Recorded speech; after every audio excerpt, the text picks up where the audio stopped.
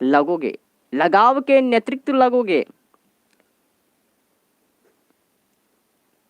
अब ऐसा थोड़ी हो सकता है कि निकम्मे के माँ ने अपनी पुत्री को निकम्मे से कर दी, फंस गई पुत्रियां।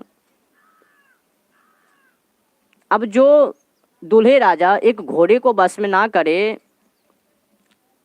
अब दूल्हे राजा खुद के घोड़े नहीं चढ़ा रहे हैं, घोड़े को चलाने के लिए अन्य व्यक्ति हैं। अब वो दुल्हन रानी को पता ही नहीं है कि ये घोड़े जो चल रहे हैं दूसरे के अनुसार चल रहे हैं, तो फिर ये मुझे कैसे संभालेंगे। हमारे तो 5 कर्म इंद्रियां, फिर इसके 5 कर्म इंद्रियां, 10 कर्म इंद्रियां हो गए। अब दूल्हे राजा तो गए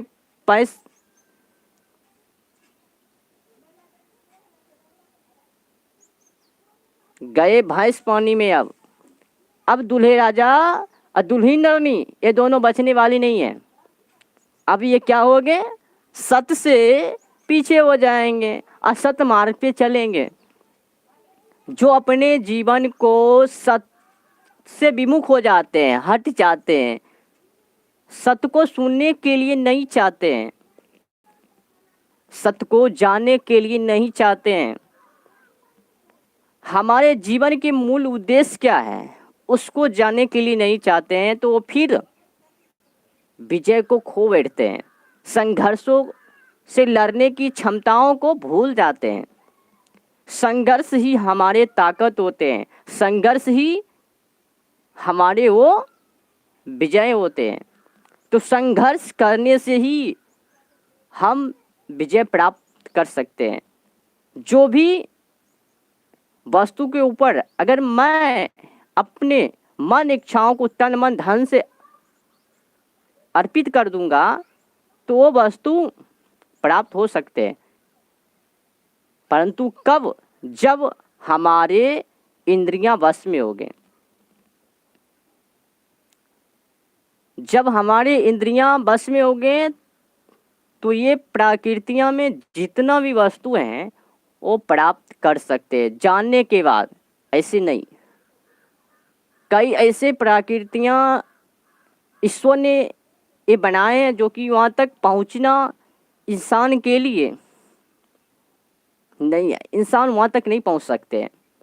बहुत ऐसे हैं जो कि इंसान वहाँ तक नहीं पहुँच सकते हैं, अगर जान लिया तो वहाँ तक पहुँच सकते हैं वो। अब सकते सकते आ रहे हैं तो समझ लियो, ये मैंने नहीं बोला कि पहुँच जाएंगे, सकते सकते आ रहे हैं, इसका मतलब वहाँ तक पहुँचना असंभव हो जाएंगे।